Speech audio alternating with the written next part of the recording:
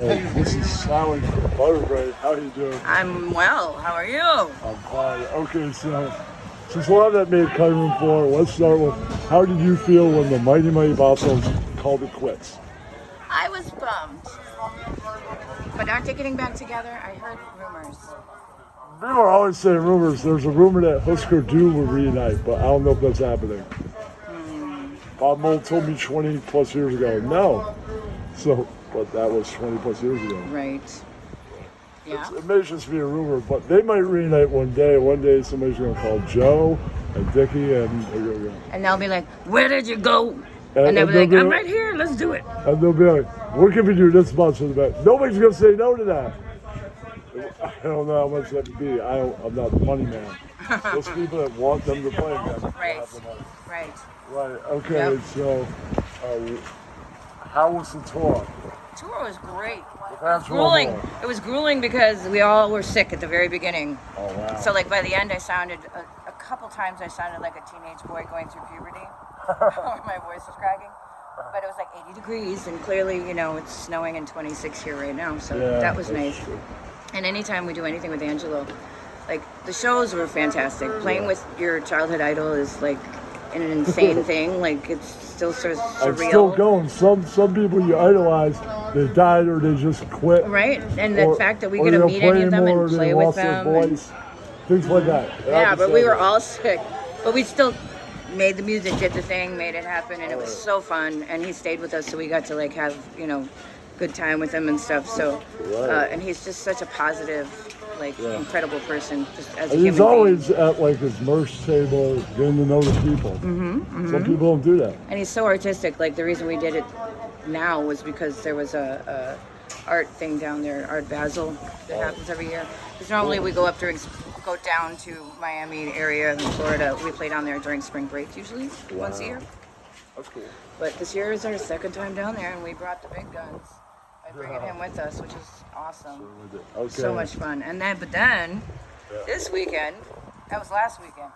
We had 4 shows, and then I didn't talk all week, so I could save my voice, which you can still hear is kind of like, how you doing? Yeah, but you sound great in the show. Right, yeah. Well, I didn't talk so I could save my voice and get it back for these. We just did 3 shows. So we played Boston Friday night. Wow. We played Connecticut yesterday.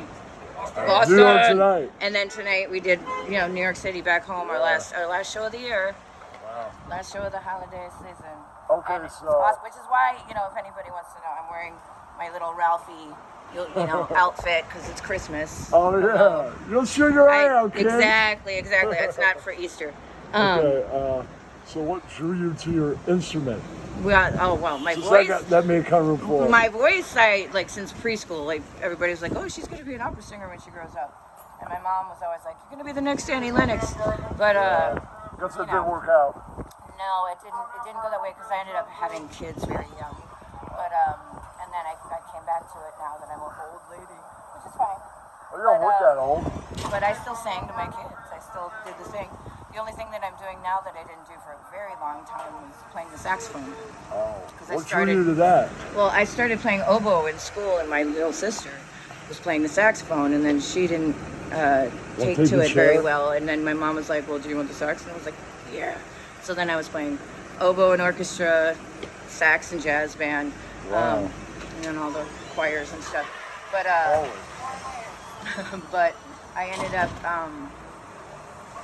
when I was in an iteration of Inspector 7 a few years ago, 10 years ago. We didn't have a sax player all of a sudden. I was like, let me see if I can still play the saxophone. I've heard of the band. I've probably seen them open up. People know who they are. They were good, but I was with them for a couple years. They probably opened up for the Bostos at some point. Maybe. Yeah. I mean, they're very, entrenched in the ska scene. They've been around for like 30 years, 40 years at this point. Yeah. But when I was in the band, we lost a sax player, and I was like, I wonder if I could still play sax. So then I bought the sax, and then I have arthritis actually in my jaw because I'm an old lady. And so I couldn't play it, but I still had it. So then when we got in ButterBrain, which I joined in 2018, when I had it then, we already had a sax player, but when we lost our sax player, I was like, let me see if I could try it again. And I was actually able to play it. So now I just play the sax and sing. So and I love it. I love it. You're a great vocalist. Thank and you. sax player. Thank you. I try. Yeah. I try. Every time I go to a show and I'm in the crowd, I'm what just made like, you hire I want to Rob? be up there. What made you hire Rob? Did you just need a second sax? Well, Rob, we got him right around because we had a trombone player and he brought Rob in, and it was right after. There was only a couple weeks before, while I was learning all the parts on the horn, and then we got him. But then I was like, well, I'll just play a couple songs because now we got Rob, and Rob's freaking fantastic. He's like incredible. So. But I've been working hard, so now we just have, and plus he's a tenor and I play the alto, so, there's a difference. Yeah. And we play different harmonies and stuff, so it works. It's really fun. Yes. Okay, we were talking about Slayer before. Yeah. You like the Slayer? I like Slayer. I do. Who doesn't like Slayer? Well, I listen to... At this moment, they're no more. They just do festivals as a band. Mm-hmm. Yeah, well, when I was younger, my favorite music was, old jazz, soul, and things like that. But then, and I grew up with really good music from my mom. She had a really, really solid record collection. But then, when I was a teenager and started, listening to music, I was a headbanger before I was a punk, before I shaved my head. Me too. And then... So yeah, I'm into all kinds of music. What about the New York's Anthrax? Anthrax, yep. I actually, it was funny, when my first show that I went to, because I grew up in Minneapolis, I went to First Avenue and we had all age hardcore shows and stuff on Sundays. We could go, and my first show that I was able to go to was Pantera and Biohazard. Ooh. And I actually got in free because I had pet rats. And one of the guys in Biohazard saw me sitting outside with my pet rat and was like, hey, you going to the show? I was like, I'd like to. And he's like, come on in. And I was Which like, guy? fuck Was yeah. it Evan? No or idea. No idea. Did he have blonde hair? No. No, it definitely had wasn't long, Billy. I'm going to get to hair. interview Billy Bio. I'm in touch with Jeff, the manager guy. Yeah, that was a long time. That was like late 80s, early 90s. I can't remember because I had my first kid in 94 and I stopped going out. What about things like Slipknot and Metallica? Well, Metallica is great.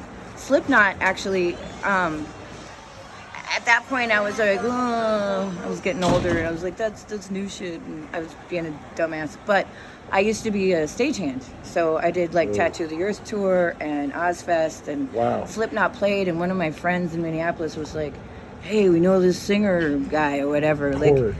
Right.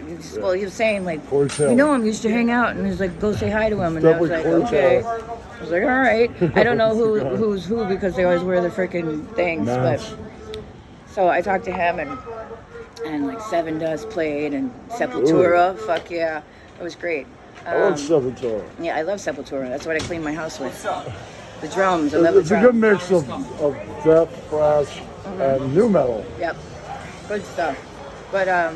But yeah, no, but they blew me away with their setups with their drums and their shit and the actual musicality. I'm only ever impressed by bands when I see them live and they can still, and we actually sound better live than we do on our albums, What about we have a lot more the new energy. wave of British metal? The thing that influenced all the Metallicas and the Slayers, the Maidens, the Diamond Heads, the Motorheads. Well, like I said before, that we missed out of our first interview was that the first. The second my mom found out that I was into metal, she picked up a King Diamond cassette tape on her way home and gave it to me. Black metal, not fan, but and I used they love that stuff. The Metallica. And I big into in high school, what was it? I draw pictures of because I do all the band art and stuff, but I would draw pictures of Eddie, Iron Maiden. And I draw Guns N' Roses and shit, and kids would buy it. I'm like, okay, my cool. hand is freezing. Yeah, mine too. We can wrap up, but wait, don't Thank forget. you for your time. Look, ButterBrain. ButterBrain. Check us out. Check us out. We kick ass. Okay. All right. All right, Aaron. Since the video cut on the live, let's get to how you got to your instrument. You play the keys, you play the bass, you sing. Yeah, I was gonna say which instrument. You do all kinds of things. All of it. I took classical piano. My mom made me take classical piano lessons when I was a little kid, 5 years old, and I grew up in a somewhat musical household. My mom and dad were like coffee house players. So they played a little guitar. We had a piano in the house. And even though I hated it back then, it kind of gave me my back. And then my brother switched from drums to guitar and had the idea to start a metal band when I was like, he was like 14, I was like 10, 11. And he was like, why don't you play bass? That was it. He bought me a bass and I started playing bass. And now it's like coming back to the roots a little bit where I'm starting to play keys again. Yeah, okay. What time period were you in Murphy's Law? Since I already got the white trash story. That was like 98 to like 2001 era. Oh, okay. And then I did like multiple tours with them after wasn't officially in the band, but I was in the band like permanent from like 98 to about 2001, 2002. Okay. We did the Party's Over record together. Oh, okay. Yeah. So you played bass on that, right? I play bass on that, yeah. Keys are kind of like I didn't play keys in the band for a while up until ButterBrain again. We incorporated keys on the recordings, and then Jay was like playing percussion with the band. He's a good bass player, so and one of our longtime buddies. We grew up together, and we're like, why don't you play the bass? I'll play the keys. All right. How was the tour with Angelo Moore? It was great. How the shows go? Shows were great. It was, it was a pleasure. He's a musical force. So like getting in the room, we did a few Fishbone songs each set. So it was like a collaboration of like ButterBrain, mostly ButterBrain, and a few Fishbone songs. So it was an honor to get to do Fishbone with Angelo, and I played bass on that one because we didn't have the keys.